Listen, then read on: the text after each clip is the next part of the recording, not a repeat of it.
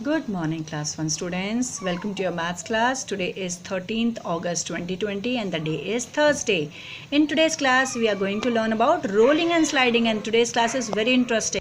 With the help of these 3D objects I am going to make you understand rolling and sliding. सबसे पहले हम क्या करेंगे, इन चीज़ों को रोल करके देखते हैं, इन चीज़ों को गिरा के देखते हैं. वंस दे फॉल हमें पता चल जाएगा कि रोल कर रहे हैं. रोल का मतलब होता है ऐसे घूम रहे हैं या स्लाइड कर रहे हैं या खिसक रहे हैं जस्ट. ठीक है. So here is the turn of a ball. Look at this. जब मैंने इसको नीचे गिराया तो ये रोल कर रही है या खिसक रही है. आपने देखा कि ये रोल कर रही है, ये घूम घूम के जा रही है, राइट. क्योंकि इसके जो सरफेस है वो है आपके कर्व्ड. कर्व्ड का मतलब होता है मुड़े हुए. वो फ्लैट सरफेस नहीं है. जैसे आपकी स्टैंडिंग लाइन होती है या स्लीपिंग लाइन होती है, वो होते हैं फ्लैट. इसमें कोई फ्लैट सरफेस नहीं है, इसमें सिर्फ आपके कर्व्ड सरफेस है. इसलिए बॉल या स्फेयर जैसी चीज़ें रोल करती है. अगर हम इसकी बात करें, इट्स अ बॉक्स. ठीक है, आपका टिफ़िन बॉक्स मम्मा पापा यूज़ करते होंगे. इसको अगर मैं शेप देखो तो ये सिलेंड्रिकल है. सिलेंड्रिकल हमने क्या बताया था. सिलेंडर क्या होता है. सिलेंडर होता है आपका ये कर्व्ड सरफेस होता है, एक टॉप होता है और एक बॉटम होते हैं, राइट. अगर मैं इसको स्लाइड करती हूँ इस तरीके से, इसके फ्लैट सरफेस को रख के, तो ये स्लाइड करता है. बट अगर मैं इसके रोल को करूँ कर्व्ड सरफेस को करूँगी तो ये रोल करेगा, ऐसे करके नीचे गिरेगा. हाँ ना बच्चों. तो ये जो हमारा सिलेंडर ऑब्जेक्ट होते हैं ना, ये स्लाइड भी करते हैं, रोल भी करते हैं. सिर्फ रोल वो ऑब्जेक्ट करेंगे जिनके कर्व्ड सरफेसेस ही होते हैं. जैसे एक स्फेयर में फ्लैट सरफेस नहीं है. अगर इस रिमोट, एसी रिमोट की बात करोगे या कोई भी आपका टीवी का रिमोट की बात करोगे, इसमें आपको कर्व्ड सरफेस दिख रहा है, मुड़ा हुआ सरफेस दिख रहा है. सारी चीज़ें तो फ्लैट है, चिपटी हुई हैं. तो अगर मैं इसको यहाँ पे रख के स्लाइड करती हूँ तो ये बिल्कुल सीधे के सीधे स्लाइड करेगा, ना कि ऐसे ऐसे घूम घूम के रोल करेगा. क्यों? क्योंकि इसमें कर्व्ड सरफेस ही नहीं है. तो आओ हम अपनी पेज नंबर 148 बुक में समझते हैं इसको और अच्छे से. यहाँ पे बुक में rolling and sliding they have explain it with the help of a slide. आपके झूले होते हैं ना, अगर झूले सबसे ऊपर आप बॉल रखोगे तो बॉल रोल रोल रोल होके नीचे आएगी. क्यों? क्योंकि उसमें कर्व्ड सरफेस है. बट अगर एक बॉक्स, आप एम्प्टी बॉक्स को ऊपर से नीचे स्लाइड कर मतलब पुश करते हो, धक्का देते हो, तो वो कैसे होगी. वो स्लाइड होके आएगी या ऊपर गोल गोल घूम के आएगी. नहीं, वो स्लाइड होके आएगी. ठीक है. तो इसी को स्लाइड बोलते हैं, घिसट कर आना, और रोल बोलते हैं गोल गोल घूम कर आना. तो चलो क्लास वर्क करते हैं. Page number 148. Put today's date. Class work. What is the question? Write S for objects with slide. Slide स से आता है तो उसके लिए S लिखोगे capital. And R for the ones which roll when pushed. R roll होता है तो इसलिए कैपिटल R लिखोगे रोल वाली चीज़ों में. Look at this. Candle. Candle क्या है आपकी, कर्व्ड भी है और यहाँ से फ्लैट भी है. तो ये दोनों करेगी. जब कर्व्ड हिस्सा होगा ये गोल गोल घूम के भी आ सकती है, और अगर आप इसको पुश करते हो तो ये स्लाइड होके भी आ सकती है. तो इसलिए दोनों लिखेंगे हम, स्लाइड एंड रोल. ठीक है. Look at this. ये आपका क्या है, एक रूबिक क्यूब है जो मैम ने आपको दिखाया था. रूबिक क्यूब में कोई भी कर्व्ड सरफेस नहीं है, इसलिए ये सिर्फ क्या करेगा, स्लाइड करेगा. So write S capital. Look at this. Football. Football में सिर्फ कर्व्ड सरफेस है तो ये करेगा roll roll roll, capital R. Look at this. Tyre. Tyre आपने अगर देखा होगा, टायर अगर ऐसा खड़ा है तो ये रोल करके जाएगा. बट अगर वो बैठा हुआ है और आप उसको धक्का देते हैं किसी ऊपर मतलब तिरछी चीज़ में, तो वो स्लाइड होके जाएगा. तो यहाँ पे दोनों हैं, ये रोल भी करेगा, आर भी करेगा, और स्लाइड भी करेगा, एस भी करेगा. तो दोनों लिखना है, राइट. नेक्स्ट है आपका एक बैट. बैट में कर्व नहीं है, ये कभी भी रोल नहीं करेगा, ये क्या करेगा, स्लाइड होगा. सिर्फ क्योंकि फ्लैट है इसका सरफेस तो ये स्लाइड. नेक्स्ट आपके पास, आपके घर में भी ग्लासेस होंगे. ग्लासेस में आप देख रहे हो ये सिलेंड्रिकल शेप है जिसके कर्व्ड सरफेस भी है और नीचे जो इसका बेस है वो फ्लैट है. तो अगर आप ऐसे लेटा के कोई ग्लास को रोल करते हो तो वो तो ऐसे घूम घूम के जाता है. बट अगर आप स्लाइड करते हो, जैसे टेबल में आपने रखा है ग्लास और आप ऐसे करते हो, आगे फोर्स करते हो, तो वो रोल रोल करके नहीं जाता, वो कैसे जाता है, स्लाइड करते हुए जाता है. यहाँ पे भी आपका रोल एंड स्लाइड दोनों लिखेंगे आप. ठीक है बच्चों. लुक एट दिस, ये ब्रिक है, ईंट है, ईंट में कोई भी कर्व्ड सरफेस नहीं है तो सिर्फ slide. Look at this book, book has no curved surface, कोई कर्व सरफेस नहीं है तो ये सिर्फ स्लाइड करेगी, ये सिर्फ ऐसे मूव करेगी, ठीक है, गोल गोल घूम के नहीं जाएगी। नाउ ये आपका है अनार बम, है ना, आप अनार भी जलाते हो दिवाली में, तो इसमें आपका क्या है, ये कर्व्ड है, कोन की शेप में कर्व्ड है और नीचे इसका बेस होता है फ्लैट, तो ये दोनों करेगा, क्या क्या करेगा, स्लाइड भी कर सकता है, रोल भी कर सकता है। Understood students? Now let us do quick maths, page number 149. Teacher has written date and class work. Students will also write. Do the following. ये questions हम करते हैं. Number 1. A triangle has dash sides and dash corners. तो देखो मैंने आपके reference के लिए एक ट्राइंगल का शेप बना दिया है. कितने साइड्स है, यहाँ से काउंट करते हैं 1 2 3. सो हम लिखेंगे 3 साइड्स. डैश कॉर्नर्स, कॉर्नर्स क्या होता है, पॉइंटेड पोजीशंस होती हैं, राइट, कितनी है 1 2 3. So triangle has 3 sides and 3 corners. Number 2, all sides of a dash are equal. ऐसा कौन सा प्लेन शेप होता है जिसकी सारी साइड्स इक्वल होती है, चलो बना के देते हैं. अगर मैंने इतनी साइड करी है, इतनी साइड, सेम लेंथ की मैं अगर साइड बना रही हूँ तो ये कौन सा शेप बन रहा है, square.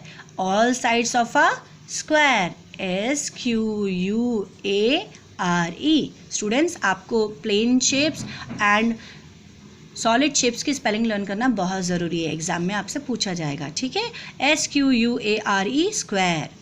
Number 3, there are dash sides in a rectangle. Rectangle कैसा दिखता है, जिसकी ऑपोजिट साइड्स इक्वल होती है ना, तो कितने साइड्स हैं उसकी 1 2 3 4. There are 4 sides in a rectangle. So you can write the number 4.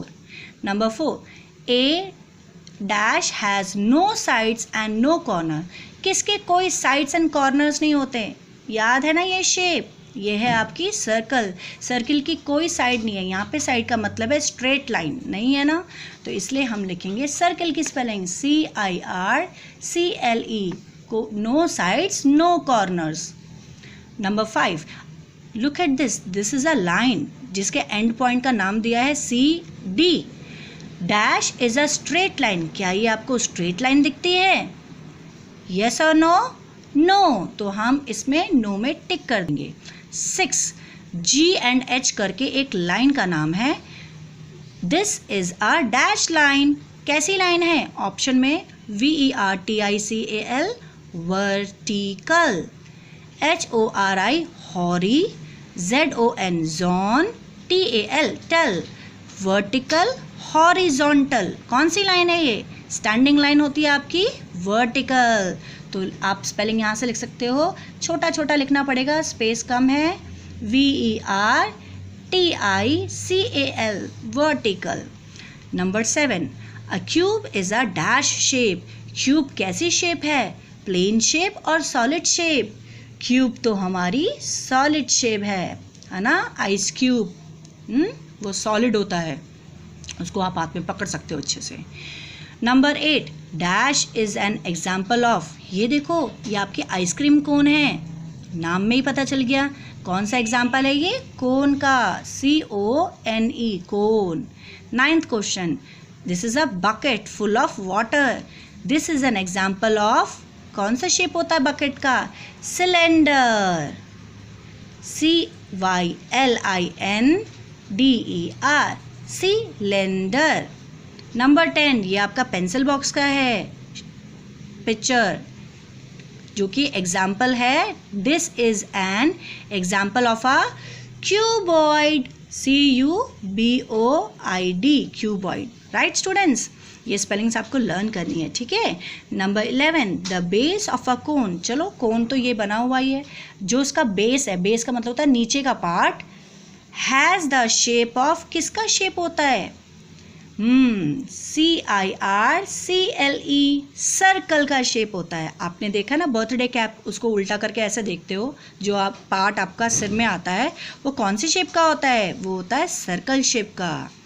Number 12, a ball can dash a slope. Slope का मतलब होता है कोई तिरछी चीज़, जैसे इसको आप स्लोप बोल सकते हो, ठीक है, जो ऐसे तिरछी व्यू।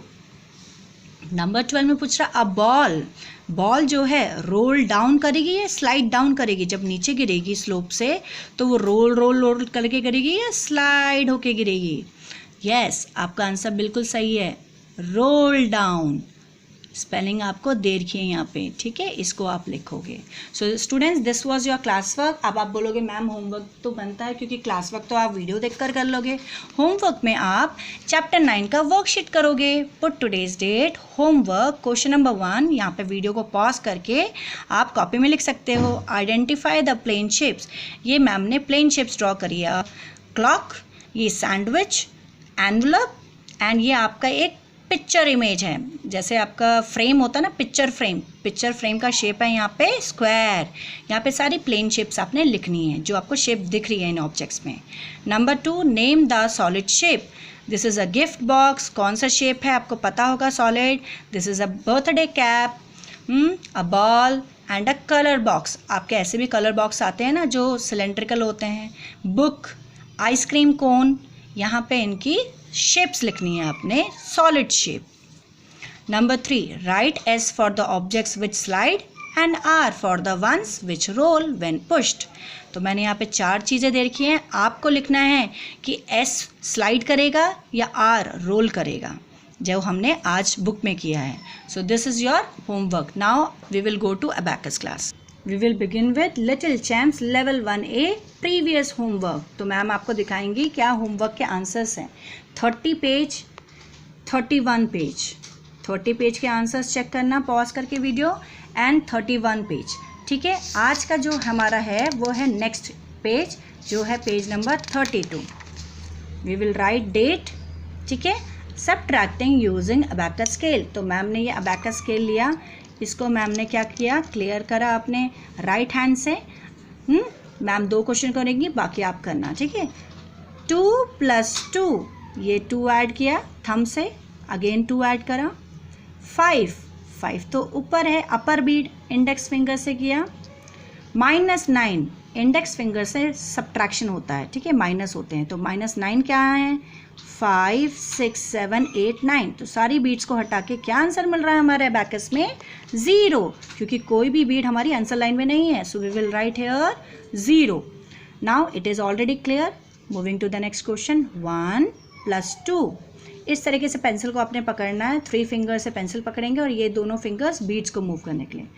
1 + 2, 1 + 2 +5, इंडेक्स फिंगर यूज़ करके +5 किया, -7 with the index finger, -7, 5 6 7। what is remaining on the abacus, 1। This is how आप ऐसे सब्ट्रैक्शन करते हो, ठीक है। अब मैं नेक्स्ट पेज में जाती हूँ, पेज नंबर 33 में। कंपैरिजन, ये तो स्टूडेंट्स का फेवरेट होता है, जो बड़ा साइड होगा उसमें क्रोकोडाइल अपना माउथ ओपन कर देगा। So let us do. मैं 2 क्वेश्चंस करती हूँ, okay. These are the beautiful ducks, they are holding umbrellas to protect them from rain. Rainy season चल रहा है ना, तो count how many ducks are there, 1 2 3 4। इस साइड में 4 ऑब्जेक्ट्स हैं। इस साइड में कौन सा नंबर शो कर रहा है, अपर बीड की वैल्यू 5 होती है, 5 के बाद 6 7 8। 4 इज ग्रेटर और 8 is greater, so crocodiles mouth opens towards 8। Next ये क्रैम्स हैं, चलो पढ़ते हैं। 1 2 3 4 5 6 6 are there on the other side. This is 5 6, so both sides are equal। दोनों 6 है, इस तरीके से मैम ने इक्वल्स टू साइन लगा दिया। बाकी 2 आप अपने आप करेंगे। और फिर क्या है, write the value for the beads. जो बीड्स आपको दिखाई दे रही है, देखो ये 5 है बीड और 1 बीड यहाँ पे, तो 5 and 1 कितना हो गया, 6। हेयर अपर बीट्स नहीं है तो 5 वैल्यू नहीं आएगी, लोअर बीट्स की 1 1 वैल्यू आएगी। 1 2 3 4, तो हमने बीट्स की जो वैल्यू है वो लिख दी। जैसे मैं एक और क्वेश्चन कर रही हूँ इस पेज का, पेज नंबर 34 का। ये अपर बीड है, ये आंसर लाइन के ऊपर वाली बीड को अपर बीड बोलते हैं, हेवन बीड बोलते हैं, जिसकी वैल्यू 5 होती है। तो यहाँ पे कौन सी है, अपर बीड है जिसकी वैल्यू 5 होती है। बाकी 3 आप अपने आप करोगे। सेम वे आपका write the value for the beads, ये भी बिल्कुल सेम है। इतने पेजेस आपके लेवल 1A में हैं। चलो 1B में चलते हैं। So take out your level 1B previous homework जो 10th को दिया था मैंने, पेज नंबर 29 एंड 30 दिया था। 29 के आंसर्स चेक कर लेने वीडियो पॉज करके, एंड 30 के भी चेक कर लीजिए। ये रहा पेज नंबर 30 का। आज का क्या है? आज का है page number 31। So write today's date and subtraction by visualization. Visualization का मतलब क्या होता है स्टूडेंट्स? कि आप अपने माइंड में कैलकुलेशन कर रहे हो, ठीक है। अगर आप नहीं कर पा रहे हो इनकेस, क्योंकि मैं आपको क्लास में नहीं सिखा पा रही हूँ, तो इसलिए आप विजुअलाइजेशन में भी अबैकस का यूज़ करना, ठीक है। जब हमारे स्कूल खुल जाएंगे मैं आपको विजुअलाइजेशन करना सिखाऊंगी। 3 + 5, सो ये 3 है, ये 5 है, +1 1 बीड ऐड करा, -7 इंडेक्स फिंगर से -7 करा, ये 5 ऊपर हुआ, 6 7, तो ये -7 हो गया। आंसर क्या आया? 2। सो राइट डाउन 2। क्लियर करा अबैकस को। नेक्स्ट क्वेश्चन 5 + 4, ये 5 + 4 -1, एक बीट नीचे कर दो, -7 7 भी दूर कर दो, 5 6 7, ठीक है। जब हमें ऐड करना होता है आंसर लाइन के पास आ जाते हैं बीट्स, और जब सब्ट्रैक्ट करना होता है तो दूर चले जाते हैं आंसर लाइन से। तो क्या बचा? 1। सो ऐसे आप बाकी क्वेश्चंस करोगे। Moving to the next page, draw the missing beads and write the number. ये है क्या? हम एक क्वेश्चन करके मैं आपको समझाती हूँ। सबसे पहले आपको क्या करना है, जो अबैकस में बीट्स देखिए उनके नंबर्स नीचे लिख दो। जैसे कि आपको पता चल रहा है ये अपर बीट है, इसकी वैल्यू 5 होती है। यहाँ पे भी बीट्स अवेलेबल है 5 6 7, हेयर ऑल्सो 5 6 7 8 9। अब जो नंबर्स मिसिंग है उसमें लिखो 5 के बाद 7 आ गया, तो बीच में कौन सा नंबर आएगा? What comes after 5? 6, then 7, after 7 8। आपके पास सारे नंबर्स आ गए। जिस अबैकस में बीट्स मिसिंग है, अब बीट्स बना दो। क्या शो करोगे बीट से? 6 शो करो, 5 6। 8 शो करना है, सबसे पहले 5 6 7 8। रिमेंबर कि आपके बीट्स एक दूसरे से चिपके हुए होने चाहिए, जॉइंट होने चाहिए, and the size of the bead should be same, ठीक है। इस तरीके से आप ये करोगे। फिर उसके बाद पेज नंबर 33 है आपका, ठीक है। 33 एंड 34 पेज में आपको क्या करना है? Write the value for the beads. Beads की वैल्यू लिखनी है।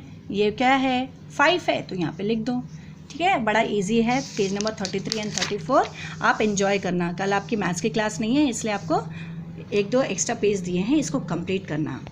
So students, what is your homework? Chapter number 9 worksheet in copy, level 1A page number 32 to 35, level 1B page number 31 to 34. Have a nice day students. God bless you.